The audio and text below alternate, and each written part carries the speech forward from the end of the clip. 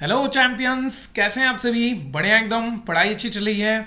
I hope आप सभी की पढ़ाई बहुत अच्छी चल रही होगी और आप सभी अपनी पढ़ाई को बेहतर बनाने के लिए अपना बेस्ट दे रहे होंगे। मैं हूं अनुराग त्रिपाठी और एक बार फिर से आप सभी का स्वागत है एलिमेंटिफाइड केमिस्ट्री के इस यूट्यूब चैनल पर, जहां पे हम लेकर के आए हैं most important questions of solution, twelfth chemistry का ये तथास्तु सीरीज़, जो कि मैं ऑफलाइन कोचिंग से अपनी ऑनलाइन तक लेके आया हूँ। ऑफलाइन क्लासेस में मैं ये तथास्तु सीरीज़ अपने बच्चों को प्रोवाइड करता था, जो कि जिसमें बहुत सारे PYQs, most expected questions, MCQs और भी बहुत कुछ होता था, जो कि एक्चुअल में हमारे ऑफलाइन के बच्चों को बहुत हेल्प करता था। तो आज अब से मैं ये सीरीज़ आप सभी ऑनलाइन बच्चों के लिए भी लेकर के आया हूँ यूट्यूब पे, बिल्कुल फ्री ऑफ कॉस्ट।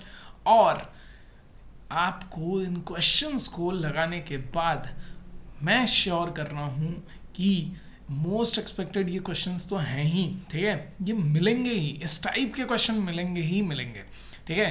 तो CBSE बोर्ड एग्जामिनेशन की तैयारी अगर कर रहे हैं, ठीक है, अच्छे से कर रहे हैं, तो करते रहिए। बस ये चैप्टर और इनके सीरीज़, जितने तथास्तु सीरीज़ के चैप्टर्स, अलग अलग चैप्टर्स के जितने तथास्तु सीरीज़ के वीडियोस हैं, बस देख लीजिए, ख़त्म हो जाएंगे, ठीक है, ख़त्म हो जाएंगे और सब कुछ उन्हीं से आने वाला है, ठीक है। तो हो तैयार, करोगे वार।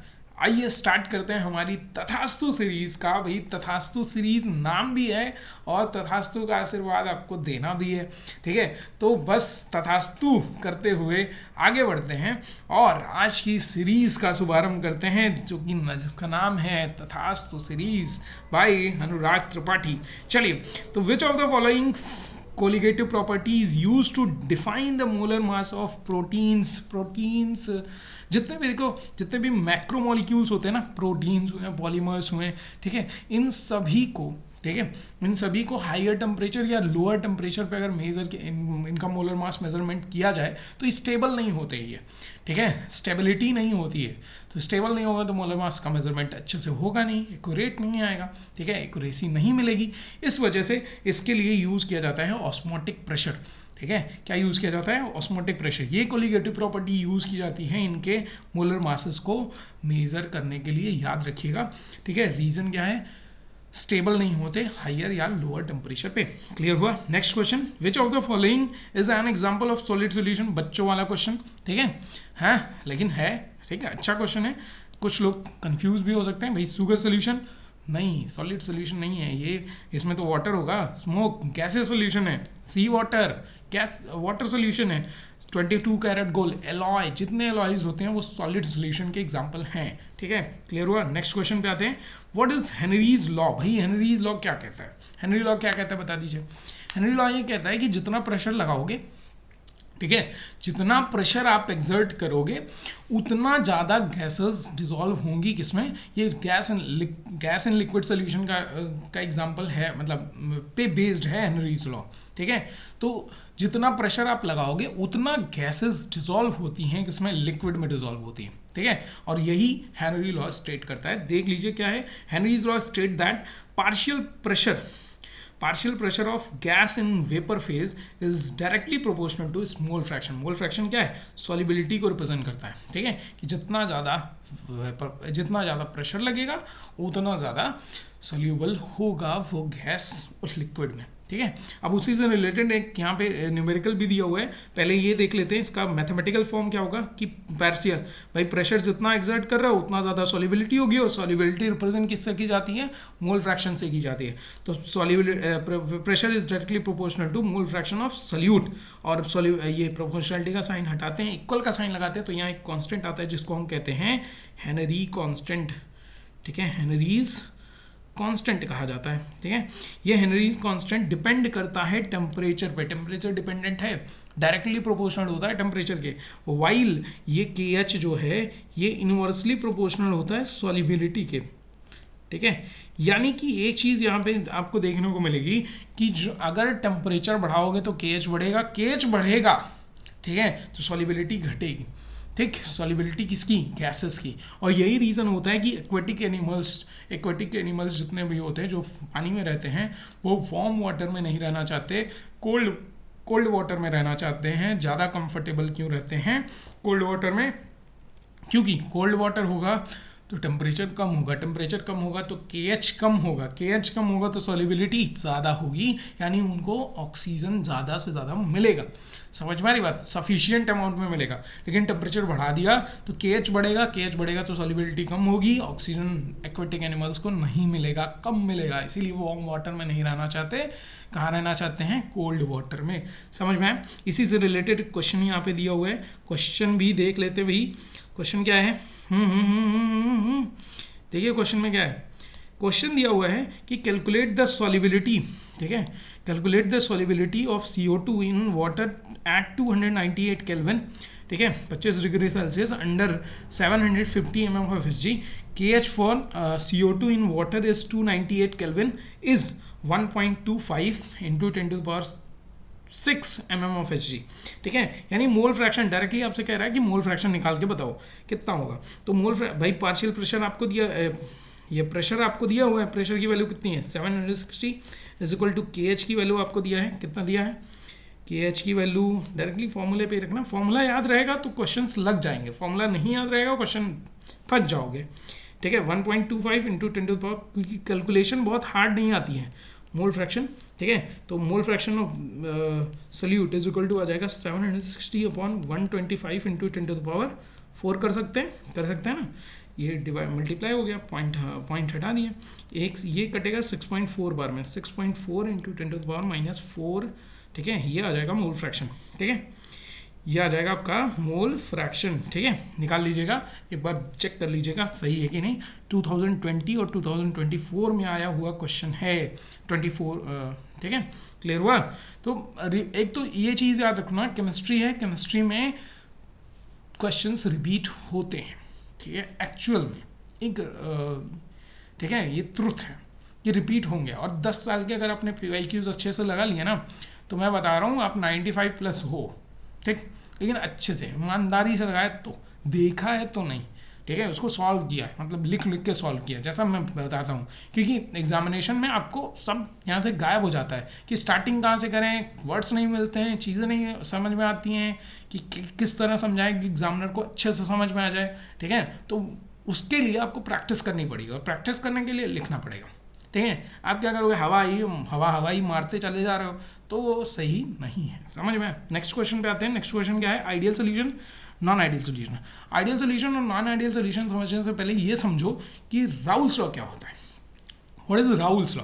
राउल्स क्या कहता है कि अगर मान लीजिए हमारे पास 2 लिक्विड है, ठीक है, और दोनों लिक्विड को हमने क्या कर दिया, मिक्सिंग कर दी, ठीक, तो उनका जो भी वेपर प्रेशर आएगा, ठीक है, जो उस टाइम पे partial vapour pressure of those components होगा, ठीक है, वो डायरेक्टली प्रोपोर्शनल होता है उनके मोल फ्रैक्शन के, कितना मोल फ्रैक्शन उनका लिक्विड में प्रेजेंट है, ठीक है।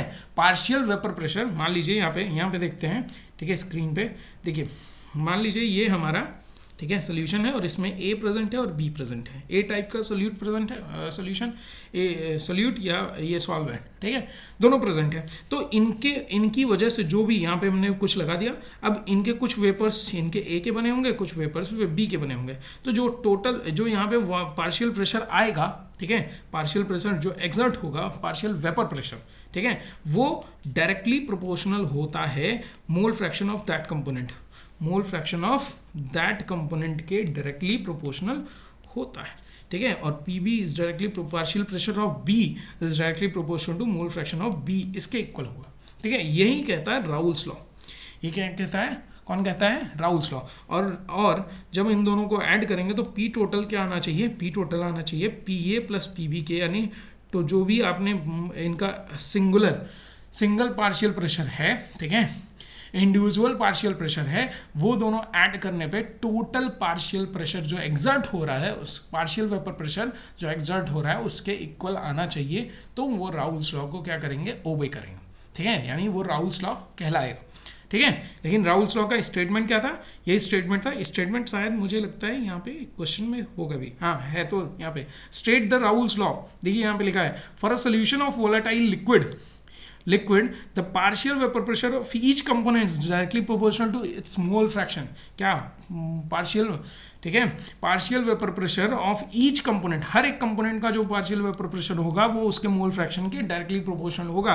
P A is directly proportional to mole fraction of A, P A is equal to P A not, ठीक है। प्रोपोर्शनलिटी का साइन हटाते हैं, कांस्टेंट आता है, और वो कांस्टेंट क्या होता है, प्योर स्टेट में partial pressure, partial vapour pressure, ठीक है। उसी कंपोनेंट का प्योर स्टेट में पार्शियल वेपर प्रेशर कितना है वही कांस्टेंट के तौर पे यहाँ पे आता है। तो कभी कभी पूछ लिया जाता है कि हेनरी लॉ में और राउल्स लॉ में दोनों में डिफरेंस क्या है, तो दोनों में केवल और केवल कांस्टेंट का डिफरेंस है। हेनरी लॉ में कांस्टेंट जो यूज़ किया जाता है, उन्होंने यूज़ किया था, उसका नाम KH है और उसको हम हेनरीज कांस्टेंट बोलते हैं। यहाँ पे जो कांस्टेंट यूज़ किया जाता है वो प्योर स्टेट में, ठीक है, प्योर स्टेट में कितना पार्शियल प्रेशर, वो पार्शियल वेपर प्रेशर वो लगा रहा था, वो एज अ कांस्टेंट यूज़ किया जाता है। तो दोनों में कांस्टेंट का ही डिफरेंस है और कुछ डिफरेंस नहीं है, ठीक है, और सारी चीज़ें सेम होती हैं।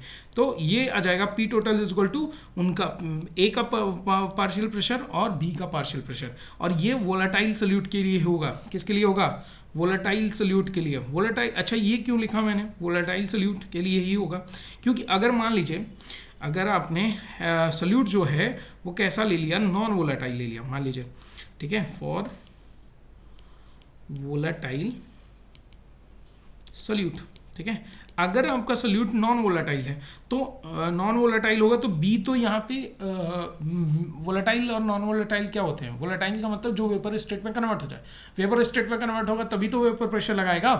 अब बी जो है यानी सॉल्यूट जो है वो नॉन वोलेटाइल टाइप का है, तो क्या होगा, तो टोटल वेपर प्रेशर किसके बराबर हो जाएगा, सॉल्वेंट के वेपर प्रेशर के, ठीक है, समझ में आ रही बात, किसके वेपर प्रेशर के, सॉल्वेंट के वेपर प्रेशर के बराबर हो जाएगा, समझ में आई, ठीक है। अब आते हैं किस पे, ideal and non ideal solution पे। What is ideal solution, what is non ideal solution, ठीक है। आइडियल सोल्यूशन वो सोल्यूशन होते हैं जो राउल्स लॉ को क्या करते हैं, ओबे करते हैं, उनको हम आइडियल सोल्यूशन बोलते हैं, ठीक है। क्या कहेंगे, आइडियल सोल्यूशन जो राउल्स लॉ को ओबे करें, ठीक है। उसके साथ साथ क्या होता है कि enthalpy of mixing, ideal solution के लिए एंथैल्पी ऑफ मिक्सिंग जो होती है वो जीरो के इक्वल होगी, और कोई जब मिक्सिंग की जाती है, ठीक है, तो उस टाइम पे कोई चेंज इन वॉल्यूम में चेंजिंग नहीं आती है। और हमेशा आइडियल सोल्यूशन के लिए पी टोटल जो होगा, टोटल प्रेशर जो होगा वो उनके पार्शियल, ठीक है, कंपोनेंट्स के पार्शियल वेपर प्रेशर के इक्वल होगा हमेशा, ठीक है। और इसके एग्जांपल हैं सोल्यूशन ऑफ एन हेक्सेन, ठीक है, एन हेप्टेन, ठीक है, और बेंजीन टाउलिन, ये सब एग्जांपल हैं। एग्जांपल्स याद रखिएगा क्योंकि कई सारे ऐसे एग्जाम्स हैं 2021, 22, ठीक है, इसके इन सभी एग्जाम्स में डायरेक्टली आपको पूछ लेता है कि which of the following is an example of ideal solution, non ideal solution, या और भी, ठीक है, या positive deviation, non negative deviation. अब पॉजिटिव डेविएशन और निगेटिव डेविएशन क्या होता है, तो उसको जानने से पहले हम जानेंगे what is non ideal solution. What is non ideal solution, ऐसे सोल्यूशन जो ओबे ना करते हो राउल्स लॉ को, ठीक है। यानी इनके केस में क्या होगा कि जो हमने कहा ना कि पी टोटल जो होगा वो उनके कंपोनेंट के, ठीक है, कंपोनेंट के vapour pressure, partial vapour pressure के बराबर आ जाएगा, ठीक है, एडिशन के बराबर होगा, सम के बराबर होगा। तो ये ना हो जहाँ पे, ठीक है, जिस केस में अगर नहीं हो रहा है तो वो क्या कहला जाता है, वो कहलाता है नॉन आइडियल सोल्यूशन। और इसी के बेसिस पे उनको दो कैटेगरी में बांटा गया है, और वो दो कैटेगरीज कौन कौन सी हैं, वो हैं, पहली कैटेगरी है, ठीक है, पहली कैटेगरी है पॉजिटिव डेविएशन, ठीक है, पॉजिटिव डेविएशन, और दूसरी कैटेगरी है निगेटिव डेविएशन, ठीक है। तो ये पॉजिटिव डेविएशन क्या होता है और निगेटिव डेविएशन क्या होता है, ध्यान से समझिएगा इस चीज़ को, ठीक है। पॉजिटिव डेविएशन का मतलब होता है कि यहाँ पे जो कैलकुलेटेड वेपर प्रेशर होगा, ठीक है, जो पी टोटल होगा, ठीक है, कैलकुलेटेड वाला जो हम कैलकुलेट कर रहे हैं, ठीक है, वो क्या होगा, वो कम होगा, ठीक है, क्या होगा, कैलकुलेटेड वो कम होगा किससे, पी ऑब्जर्व्ड, पी टोटल जो हम ऑब्जर्व कर रहे हैं, ठीक है, जो ऑब्जर्व्ड वेपर प्रेशर है, ठीक है, टोटल ऑब्जर्व्ड वेपर प्रेशर कैसे होगा, देखिए ध्यान से। मान लीजिए आपने एक सोल्यूशन लिया था एक ए का, ठीक है, और एक दूसरा एक सॉल्वेंट सोल्यूट लिया, एक सॉल्वेंट एक सोल्यूट लिया, ठीक है, और यहाँ पे क्या होगा, इंट्रैक्शन ए मॉलिक्यूल के बीच होगा इंट्रैक्शन, और यहाँ इंट्रैक्शन जो होगा वो बी मॉलिक्यूल के बीच होगा कि नहीं, ठीक है, दोनों को मिक्स किया और बनाया ए बी का सोल्यूशन। तो यहाँ अब इंट्रैक्शन जो लग रहा होगा वो ए और बी के मॉलिक्यूल के बीच लग रहा होगा, ठीक है। अब मान लीजिए कि ए के बीच में यहाँ पे स्ट्रॉन्गर अट्रैक्शन लग रहा था, ठीक है, और यहाँ बी के बीच में स्ट्रॉन्गर अट्रैक्शन लग रहा था, ठीक है, लेकिन जब मिक्सिंग की तो ये दोनों बॉन्ड टूट गए, और बॉन्ड टूटने के बाद ए बी के बीच जो अब इंट्रैक्शन लग रहा है वो, ठीक है, वीकर है, कैसा है, वीकर है, वीकर इंट्रैक्शन है। तो क्या होगा कि यहाँ स्ट्रॉन्ग अट्रैक्शन हो रहा था, इसलिए ये वेपर्स में ईजिली कन्वर्ट नहीं हो रहे थे, तो पीए जो था वेपर प्रेशर ये कम था, ठीक है, और यहाँ भी स्ट्रॉन्गर अट्रैक्शन था, तो पीबी भी यहाँ पे क्या होगा, क्योंकि वेपर्स में कन्वर्ट नहीं हो रहे थे तो वेपर प्रेशर कम लगाएंगे, ठीक है, यानी दोनों को एडिशन जो आना चाहिए वो पी टोटल कम आना चाहिए, ठीक है, लेकिन कम आना चाहिए कि नहीं, ठीक है, लेकिन जैसे ही इनको ऐड किया गया तो अब इनके बीच अट्रैक्शन क्या हो रहा है, अट्रैक्शन कम लग रहा है। अट्रैक्शन कम होगा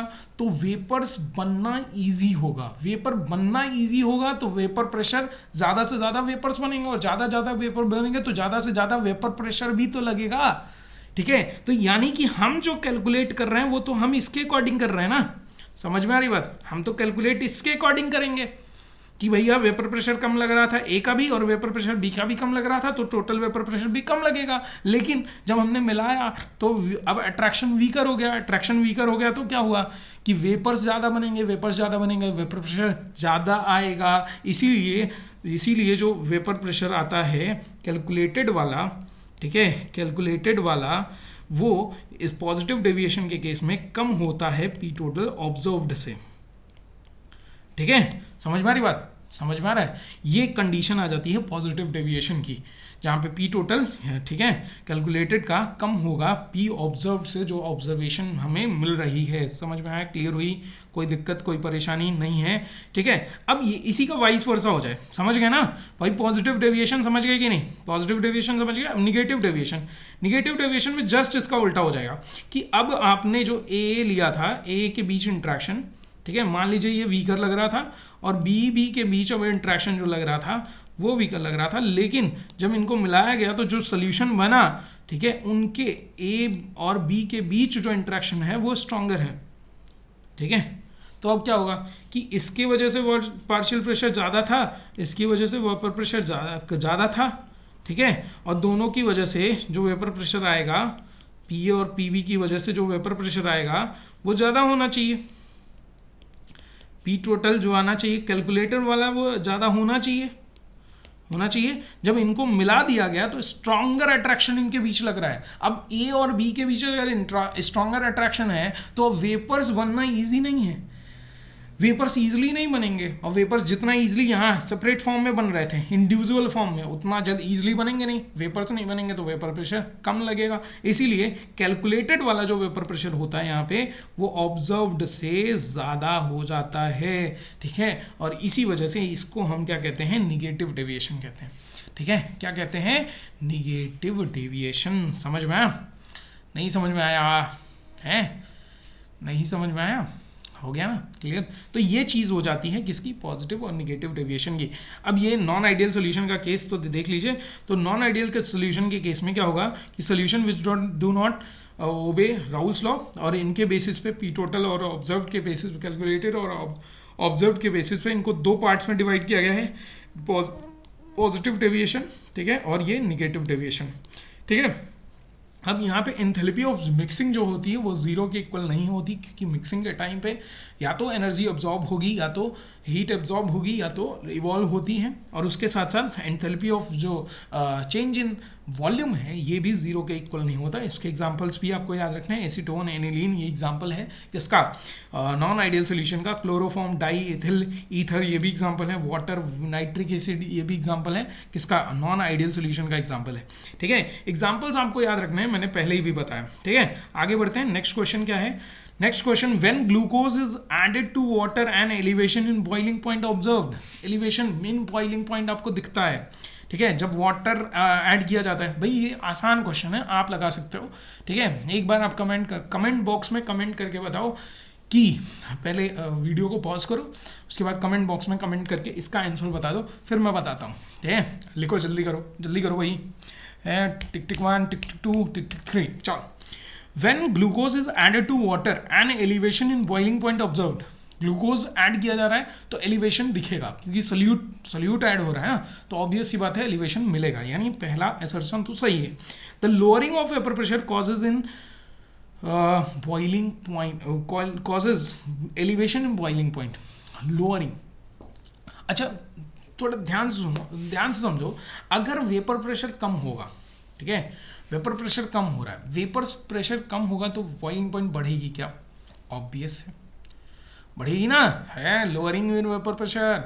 ठीक है, वेपर प्रेशर कम होगा तो ऑब्वियस है कि बॉइलिंग पॉइंट इंक्रीज करेगी, तो यहाँ पे रीजन भी सही है। ठीक है, ऑप्शन आप जानते हैं कौन सा लगाना है। ठीक है, आगे बढ़ते हैं।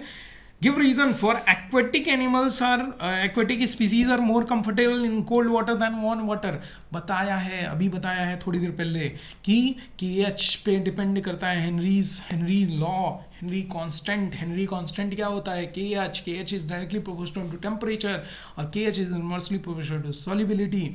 अगर टेम्परेचर बढ़ाओगे तो KH की वैल्यू बढ़ेगी, KH की वैल्यू ज़्यादा होगी तो सॉल्युबिलिटी कम होगी। ठीक है, इसीलिए वार्म वाटर में ये एक्वाटिक स्पीसीज नहीं रहना चाहते, क्योंकि उनमें सॉल्युबिलिटी कम होती है, ऑक्सीजन कम प्रेजेंट होगा, तो ईजिली वो सरवाइव नहीं कर पाएंगे, कंफर्टेबल नहीं रहेंगे। लेकिन अगर टेम्परेचर कम है तो KH की वैल्यू कम होगी, सॉल्युबिलिटी ज़्यादा होगी, तो उनके लिए रहना और सांस लेना, यानी जो भी ऑक्सीजन चाहिए होता है ना हर एक इस लिविंग बीइंग को, ठीक है, हर एक स्पीसीज को, तो वो उनके लिए आसान हो जाएगा। समझ में आया, पल्ले पड़ी बात।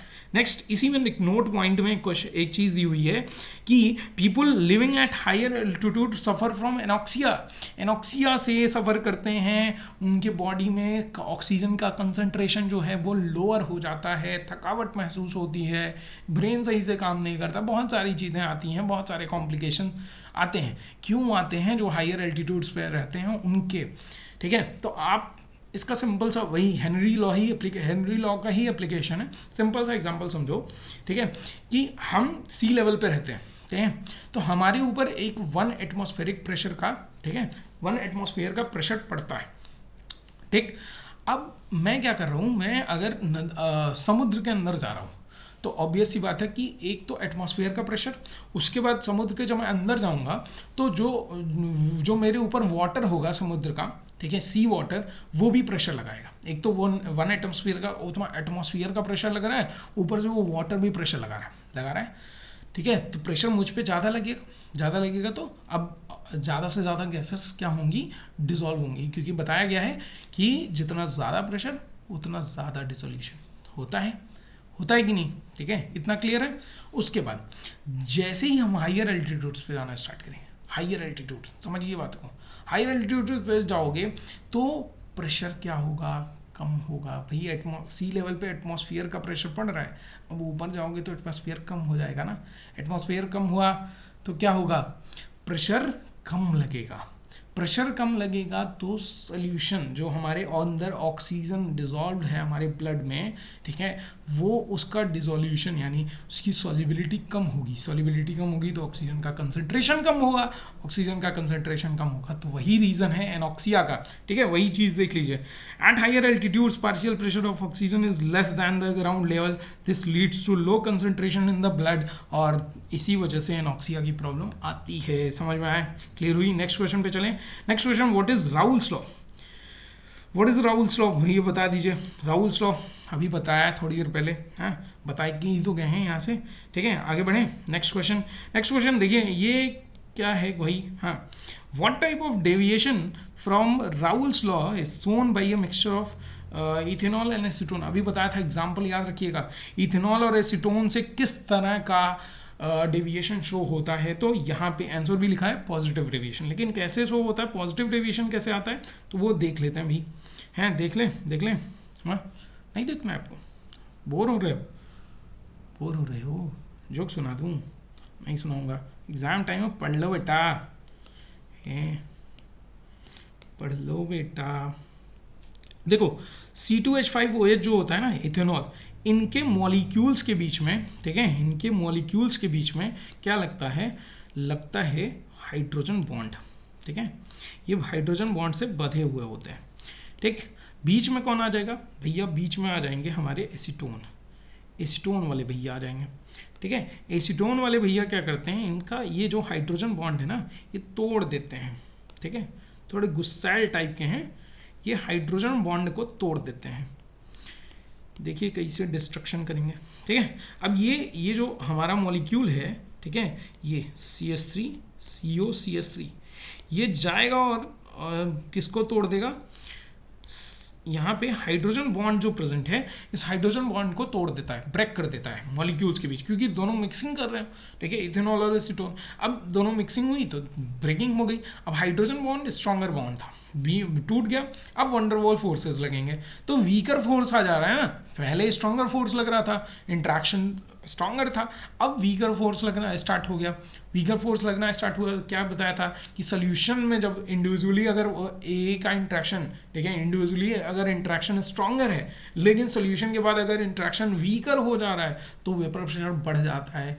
एक्चुअल जो वेपर प्रेशर आना चाहिए उससे ज़्यादा हो जाता है, ज़्यादा हो जाएगा तो वो क्या हो, किसका एग्जाम्पल होता है, पॉजिटिव डेविएशन का। तो वही तो है, वही तो लिखा भैया है। आगे बढ़े, next question. Measurement of osmotic pressure. Osmotic method is preferred for determination of molar। अरे भैया ये तो क्वेश्चन अभी देखा है बाबू, हाँ देखा है कि नहीं। Measurement of osmotic method is preferred for the determination of mass of molar mass of macromolecules such as, पहला ही क्वेश्चन था।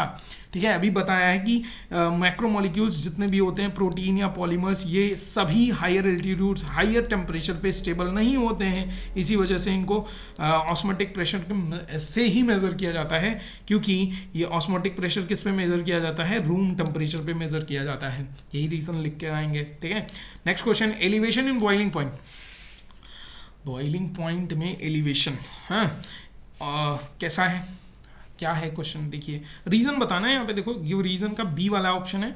ठीक है, ये 2023-18 का क्वेश्चन है, लेकिन मैंने जैसा कहा रिपीट होते हैं क्वेश्चन। तो एलिवेशन इन बॉइलिंग पॉइंट, अगर एक मोलर सोल्यूशन आपने लिया है, ठीक है, एक मोलर KCl का सोल्यूशन लिया है, तो एलिवेशन जो होती है KCl में वो डबल हो जाती है इन कंपेरिजन टू किसके, शुगर सोल्यूशन के। ठीक है, तो एक चीज़ याद रखिए, वॉन्ट हैव फैक्टर। ठीक है, वॉन्ट हैव फैक्टर क्या होता है, तो वॉन्ट हैव फैक्टर होता है इलेक्ट्रोलाइट्स के लिए कि कुछ ऐसे इलेक्ट्रोलाइट्स होते हैं, कुछ नहीं सारे इलेक्ट्रोलाइट्स जो होते हैं, वो जब भी सोल्यूशन फॉर्म में जाते हैं तो वो अपने आप को डिसोसिएट कर लेता है। ठीक है, तो हमें दिखता तो है कि हमने 1 मोल लिया है, लेकिन जैसे ही वो सोल्यूशन के फॉर्म में जाएंगे वो अपने आप को क्या कर लेंगे, तोड़ लेंगे, और तोड़ने के बाद, ब्रेकिंग के बाद, वो और मॉलिक्यूल्स, ठीक है, और नंबर ऑफ पार्टिकल्स क्या करते हैं, बनाते हैं। और ये जो एलिवेशन इन बॉइलिंग पॉइंट आपको यहाँ दिख रहा है ना, ये क्या होता है, ये होता क्या है, कोलिगेटिव प्रॉपर्टी। और कोलिगेटिव प्रॉपर्टी किस पे डिपेंड करती है, नंबर ऑफ पार्टिकल्स पे डिपेंड करती है, सॉल्यूट पार्टिकल्स पे। ठीक है, तो वही चीज़ यहाँ पे है कि जब हम KCl लेते हैं, KCl, तो ये डिसॉल्व होने के बाद K+ और Cl निगेटिव में कन्वर्ट हो जाता है। अब मान लो आपने 1 मोल लिया था, तो 1 मोल से ये 1 मोल K+ बनेगा, 1 मोल Cl निगेटिव बनेगा, दोनों बन गए ना। ठीक है, तो ये टोटल कितने हुआ, 2 मोल्स हो गए कि नहीं। वाइल शुगर सोल्यूशन अगर आपने लिया है, तो शुगर 1 मोल अगर लिया था तो ये तो टूटता है नहीं, तो ये 1 ही मोल रह जाएगा कि नहीं।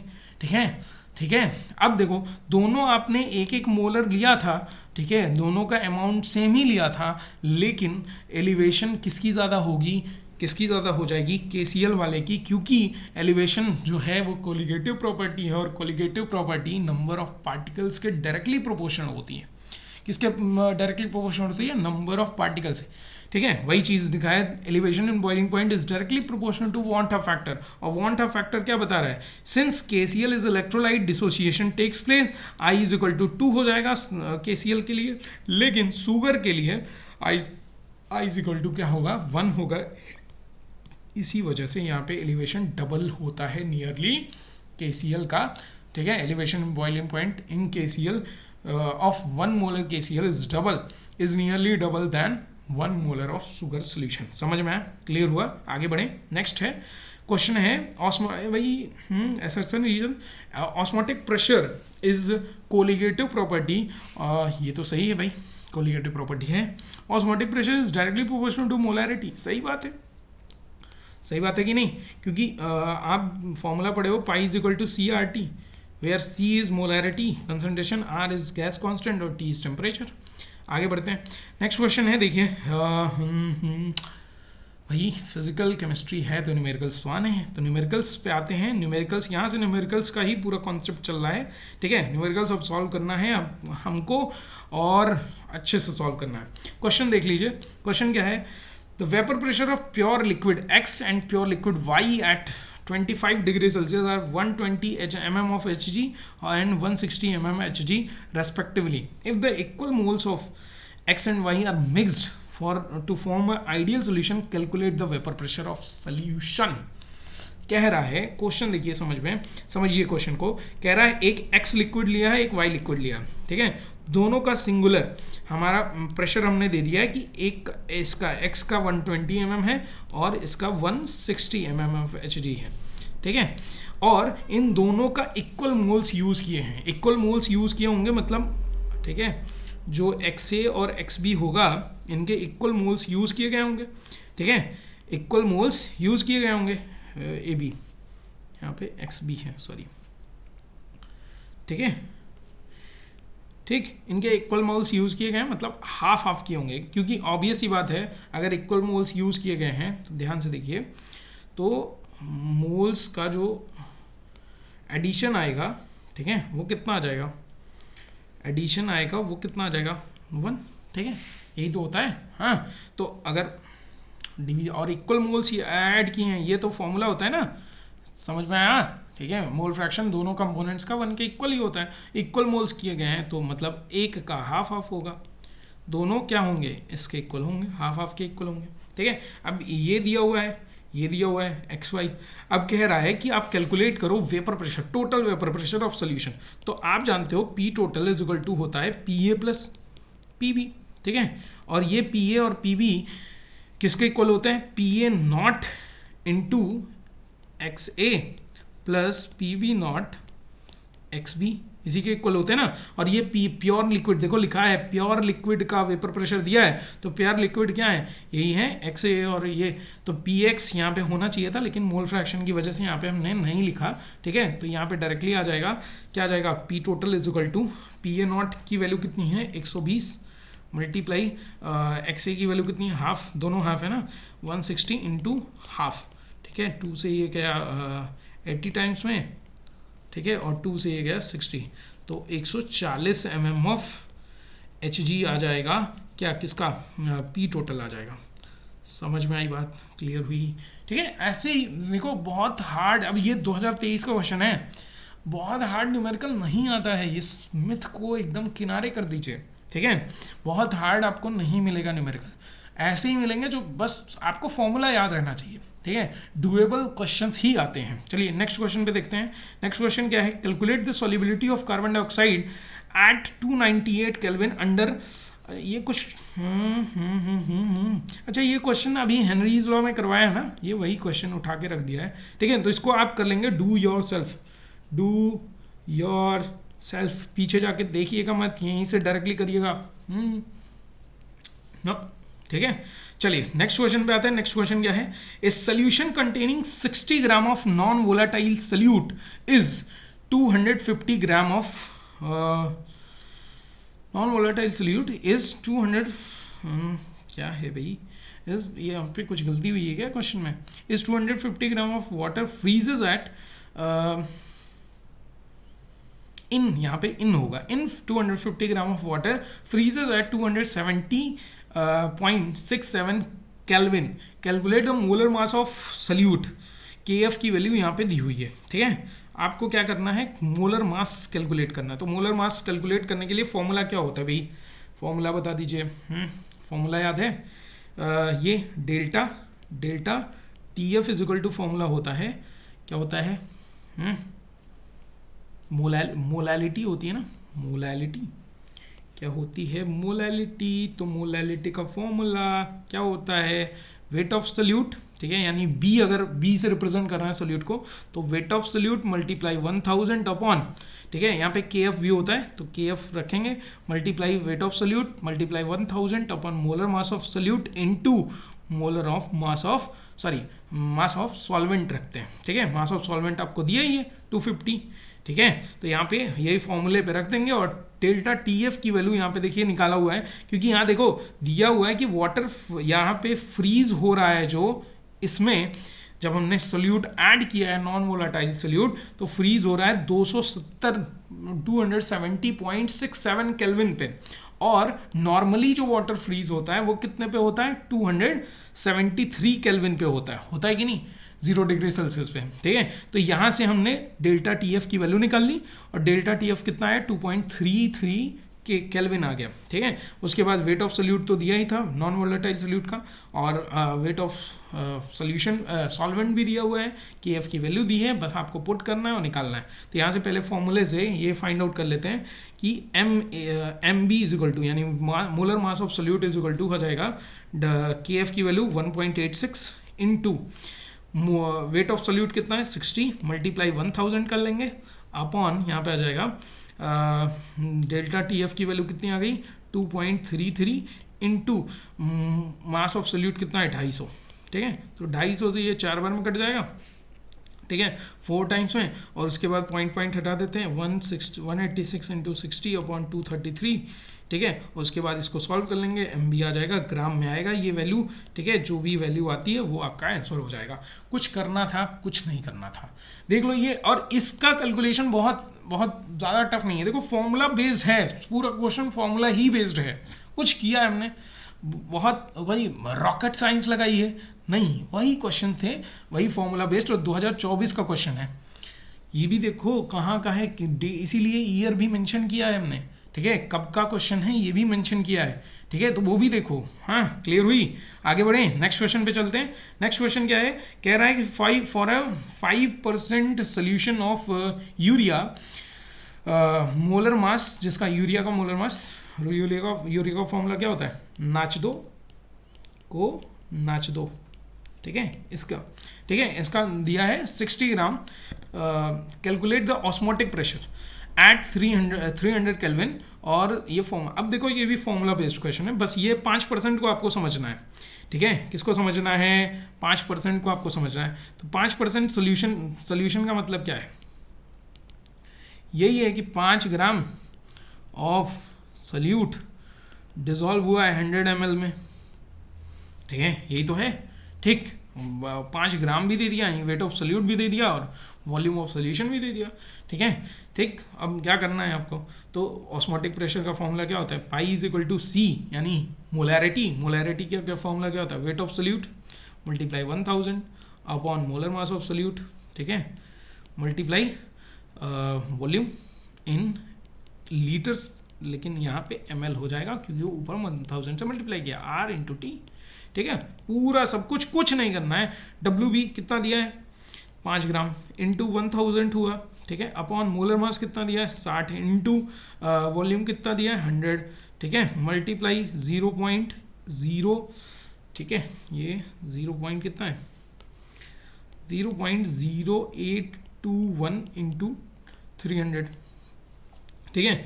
00 से 00 कैंसिल आउट हुआ, 10 से 10, 6 से 5 बार में, ठीक है, 5 25, 25 में 0.0821 का मल्टीप्लाई कर लीजिए, जितना आएगा वो हमारा वेपर प्रेशर हो जाएगा एटीएम में। ठीक है, किस में आएगा? एटीएम में आएगा, क्योंकि यहाँ पे हमने आर यूज़ किया है एटीएम में, तो एटीएम में ही आएगा, एटमॉस्फेरिक प्रेशर में ही आएगा। कुछ था भाई, कुछ था। ऑस्मोटिक प्रेशर सीधे कहा था, इसीलिए डायरेक्ट फॉर्मूला लगा दिया, कोई रॉकेट साइंस नहीं है। ठीक है, 2020 का क्वेश्चन। आगे बढ़े, नेक्स्ट क्वेश्चन पे आते हैं। नेक्स्ट क्वेश्चन क्या कह रहा है? ठीक है, नेक्स्ट क्वेश्चन क्या कह रहा है भाई? कह रहा है solution containing 2 gram of glucose, जिसका मोलर मास इतना दिया है, इन 100 gram of water is prepared at 303 Kelvin, 303 Kelvin पे बनाया जा रहा है। ठीक है, उसमें सोल्यूट ऐड किया जा रहा है 2 ग्राम। ठीक है, glucose. If the vapour pressure of pure water as 303 Kelvin is 32.8 mm of Hg, what would be the pressure of solution? अब ये क्वेश्चन देख के आपको कुछ समझ में आ रहा है? अगर नहीं समझ में आ रहा है तो बस एक बार फिर से पढ़ लो क्वेश्चन को। कह रहा है, सिंपली समझिए, कह रहा है 2 ग्राम ग्लूकोज हमने लिया है, उसको डिसॉल्व कर रहे हैं वाटर में। ठीक है, कितने ग्राम ऑफ वाटर में? 100 ग्राम ऑफ वाटर में डिसॉल्व कर रहे हैं 303 केल्विन पे। 303 केल्विन पे ही प्योर वाटर जो है उसका वेपर प्रेशर दिया है 32.8 mm of Hg। कह रहा है अब जब डिसॉल्व कर लिया तो सोल्यूशन का वेपर प्रेशर कितना होगा? सीधे सीधे दिख रहा है कि relative lowering of vapour pressure का ही यहाँ पे पूछ रहा है। ठीक है, relative lowering in vapour pressure, यही फॉर्मूला लगेगा, क्योंकि सोल्यूशन का वेपर प्रेशर आपको निकालना है। और उसका पहले वही टर्म्स लिख लेते हैं। तो टर्म्स क्या क्या हैं? पहला टर्म ये दिया है, देखो ध्यान से, पहला टर्म ये दिया है कि वेट ऑफ सोल्यूट दे दिया है 2 ग्राम। ठीक है, उसके बाद वेट ऑफ सॉल्वेंट दे दिया है 100 ग्राम। ठीक है, ठीक, मोलर, उसके बाद ये ग्लूकोज है, तो मोलर मास ऑफ सोल्यूट जो आएगा वो कितना आएगा? मोलर मास ऑफ सोल्यूट 180 दिया हुआ है। ठीक है, दिया हुआ है 180 ग्राम। ठीक है, मोलर मास ऑफ सॉल्वेंट कितना आ जाएगा? 18 ग्राम। 18 ग्राम वाटर का होता है। ठीक है, उसके बाद कह रहा है कि प्योर स्टेट में उसका हमने वेपर प्रेशर आपको दिया है 32.8 mm Hg। ठीक है, आप निकालो कि पीए का वेपर प्रेशर कितना होगा, यानी सोल्यूशन का। ठीक है, तो आपको फॉर्मूला पता है कि relative lowering in vapour pressure PA not minus upon PS, यानी solution upon PA not is equal to होता है N2 अपॉन N1, यही होता है। ठीक है, कब लेते हैं ये जब हम स्पेशल कंडीशन लगाते हैं। स्पेशल कंडीशन बताया हुआ है। ठीक है, जब N2 को निगलेक्ट कर देते हैं, तो यहाँ पे अगर इसको निकाला जाएगा तो ये कन्वर्ट हो जाएगा किसमें? वेट ऑफ सोल्यूट, यानी 2 वाला, यही NB रख दो ना, कंफ्यूज मत होइएगा। ठीक है, N2 का मतलब वही सोल्यूट है, तो NB अपॉन Na रख दिया। कोई दिक्कत, कोई परेशानी नहीं है ना?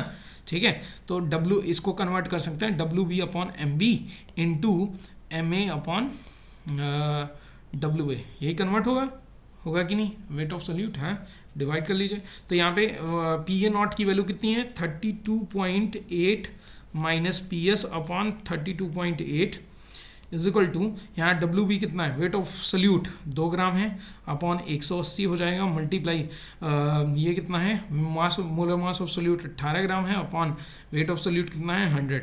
ठीक है, बस अब इसी को सॉल्व कर लीजिए। पूरा यही PS की वैल्यू निकालनी है, पूरा रख दिया हमने। अब सॉल्व करने के बाद आपको आंसर यहाँ निकालना है। कैलकुलेशन नहीं कर लोगे, कुछ रॉकेट साइंस है क्वेश्चन के पीछे नहीं है भैया, ऐसे ही क्वेश्चन आते हैं, डूएबल क्वेश्चन। 2024 का क्वेश्चन है।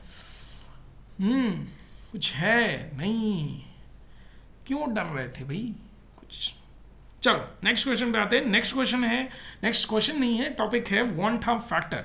अब यहाँ से क्वेश्चन बनता है, तो वही चीज़, या आई निकालना है तो बस इतना, number of particles after dissociation और association upon number of particles before dissociation और एसोसिएशन। कंप्लीट डिसोसिएशन हो रहा है तो।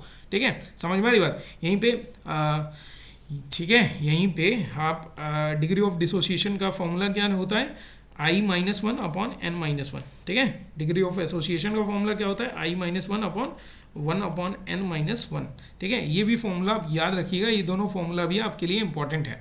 ठीक है, तो वॉन हाफ फैक्टर्स जब ऐड होता है, ये इलेक्ट्रोलाइट्स के लिए होता है। इलेक्ट्रोलाइट जहाँ पे आएंगे, जहाँ पे सॉल्ट सोल्यूशंस आएंगे, सॉल्ट सल्यूट आएंगे, जहाँ पे सॉल्ट से सोल्यूशन बनाया जा रहा है, वहीं पे आई फैक्टर आएगा, क्योंकि वहीं डिसोसिएशन या एसोसिएशन का, ठीक है, वहाँ डिसोसिएशन होगा। और कुछ ऐसे होते हैं केसेस जहाँ पे एसोसिएशन का कॉन्सेप्ट बनता है, तो एसोसिएशन उसमें लिखा होगा, वहाँ पे आई की वैल्यू क्या हो जाती है, मतलब दो मॉलिक्यूल्स डाइमराइज होके एक सिंगल मॉलिक्यूल का फॉर्मेशन करेंगे, तो वहाँ पे क्या होगा, वहाँ पे आई फैक्टर हाफ हाफ हो जाता है, ठीक है।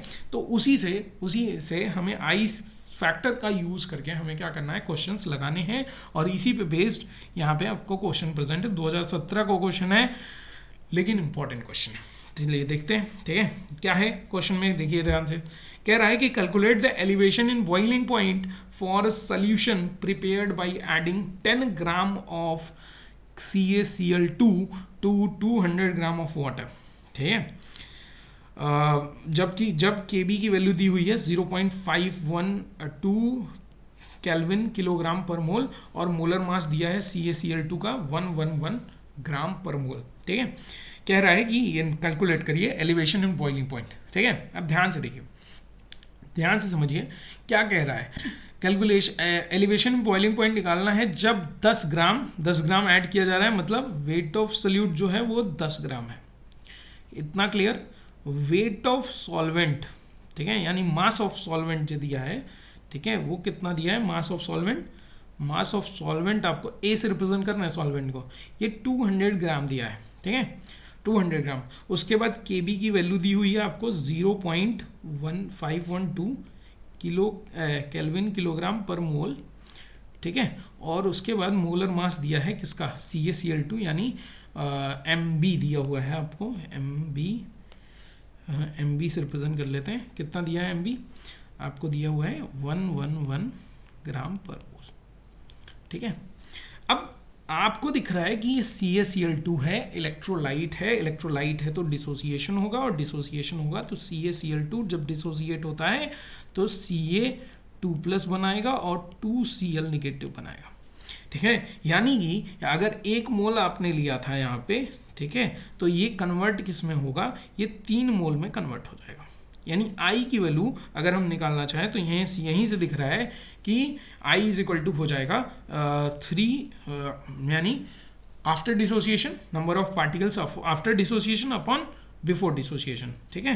तो आई इज इक्वल टू हमारे पास आ गया, आई इज इक्वल टू 3 आ गया, कोई दिक्कत परेशानी नहीं है, ठीक है। अब क्या करना है हमें, मोलर ये एलिवेशन इन बॉइलिंग पॉइंट निकालना है, तो हम डेल्टा TB का फॉर्मूला लगाएंगे। Delta TB is equal to होता है आई, ठीक है, अभी बताया ना यहाँ पे, ठीक है, i is equal i into KB into M, यानी मोलैलिटी, ठीक है। तो डेल्टा TB की वैल्यू ही निकालनी है, तो इज इक्वल टू आई की वैल्यू 3 हो गई, KB की वैल्यू आपको 0.512 दिया हुआ है, ठीक है, मल्टीप्लाई यहाँ पे हो जाएगा, मोलैलिटी क्या होता है, वेट ऑफ सोल्यूट यानी 10 ग्राम, ठीक है, multiply 1000 upon molar mass of solute कितना है 111 इंटू मास ऑफ सोल्यूट कितना है, मास ऑफ सॉल्वेंट कितना है 200 ग्राम, ठीक है, 200 ग्राम या फिर वही, ठीक है, ठीक। तो 200 से ये 5 बार में चला जाएगा, फिर उसके बाद आपको क्या करना है, 3 से 111 चला जाएगा कि नहीं चला जाएगा, 3 से 111 को कैंसिल आउट करिए, 3 3 9 और 37 टाइम्स में चला जाएगा, ठीक है। उसके बाद 37 से आई थिंक ये चला जाना चाहिए, 37 से अगर इसको डिवाइड करेंगे तो 142 बचेगा, और 74 नहीं, यहाँ पे अब डिवीज़न करना है बस, delta TB is equal to यहाँ पे डिवीज़न करके आप आंसर ला सकते हैं। मैं कैलकुलेशन इसलिए नहीं कर रहा हूँ क्योंकि वीडियो लंबी हो जाएगी, ठीक है, कैलकुलेशन आप करिए, आराम से करिए, ठीक है। मैं देखो, मेरा काम क्या है, टीचर का काम क्या है, आपको गाइड करना, आपको रास्ता दिखाना, ठीक है, मंजिल तक तो आपको ही पहुँचना है ना, ठीक है। यहाँ पे ये बात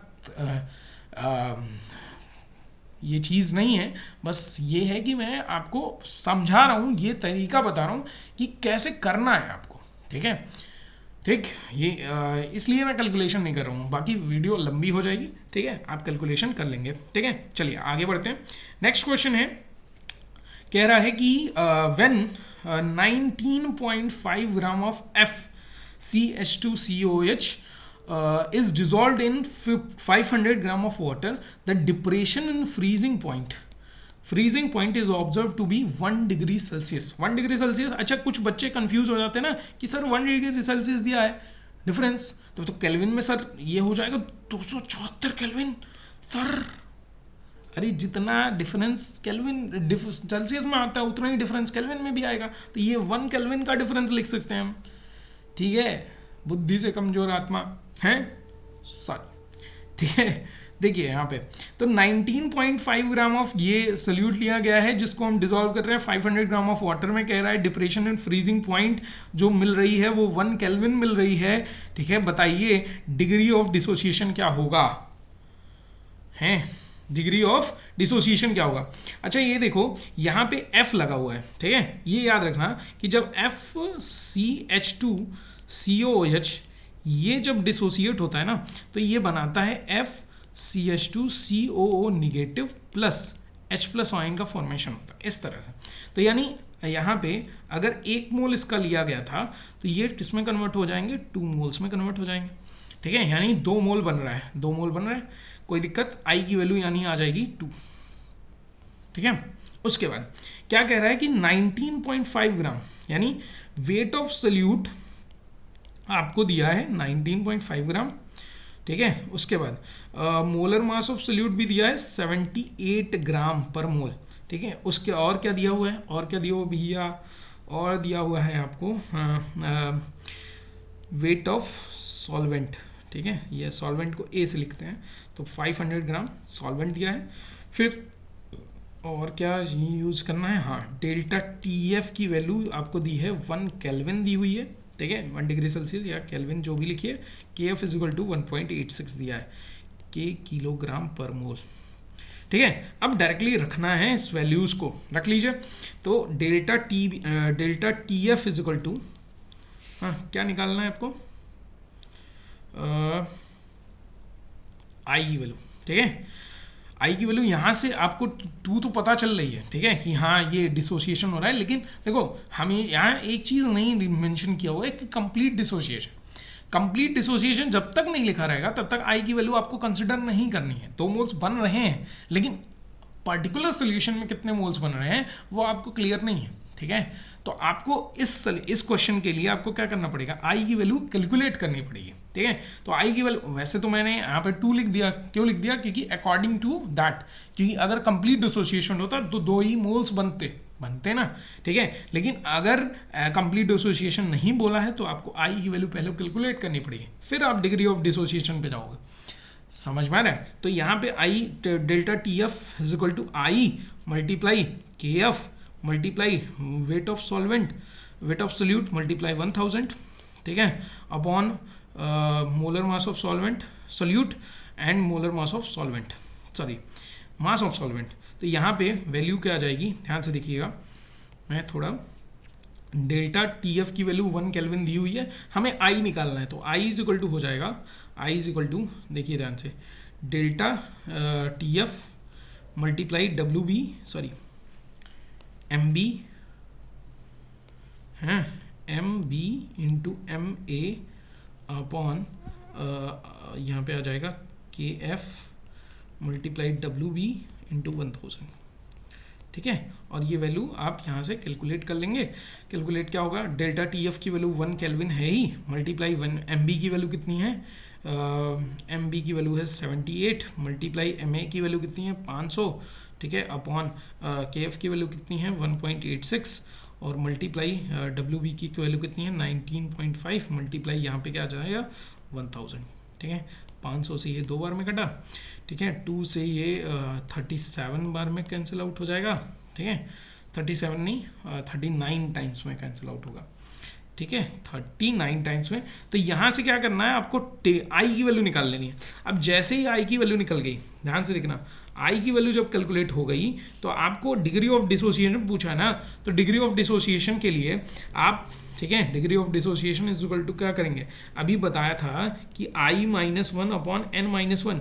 ठीक है, तो N की वैल्यू यहाँ पे क्या होगी, क्योंकि 2 ऑयंस बन रहे हैं तो N की वैल्यू 2 ही रहेगी। ठीक है, N की वैल्यू 2, ठीक है। और आई की जो भी वैल्यू आती है वो पुट करेंगे इसी फॉर्मूले में, और एन की जगह 2 पुट कर देंगे।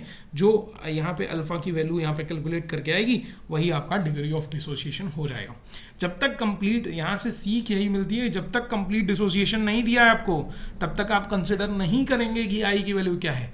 आई की वैल्यू पहले फाइंड आउट करेंगे, तब अगर कंप्लीट डिसोसिएशन दिया है कि हाँ कंप्लीट डिसोसिएशन हो रहा है डिसॉल्व करने पे, तो आई की वैल्यू आप तुरंत फाइंड आउट कर लो कि हाँ ये इतने, अगर 3 मोल्स में कन्वर्ट, 3 आयंस में कन्वर्ट हो रहा है तो 3 मोल बन रहा है, ठीक है। लेकिन अगर नहीं दिया है तो आपको कैलकुलेशन करना पड़ेगा। ओके ओके, तो बड़ी देर से मैं कहना चाह रहा था कि थैंक यू।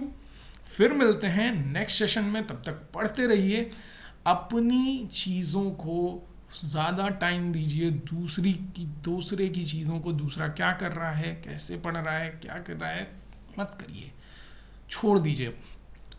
आप बेस्ट कर रहे हैं, आप मेहनत कर रहे हैं, आपका रिजल्ट आपकी मेहनत दिखाएगा, बस इस पे भरोसा रखिए। बाकी सब कुछ बढ़िया है, तो हंसते रहिए, मुस्कुराते रहिए, ठीक है। वो कहावत है ना, है कि मुस्कुराना है, ठीक है। वो कहते हैं ना कि मुस्कुराइए आप, तो मैं बस वो कहना चाह रहा हूँ कि मुस्कुराइए। आप 12th क्लास में हैं और बोर्ड एग्ज़ाम देने जा रहे हैं, ठीक है। चलिए फिर मिलते हैं नेक्स्ट वीडियो में। Thank you so much.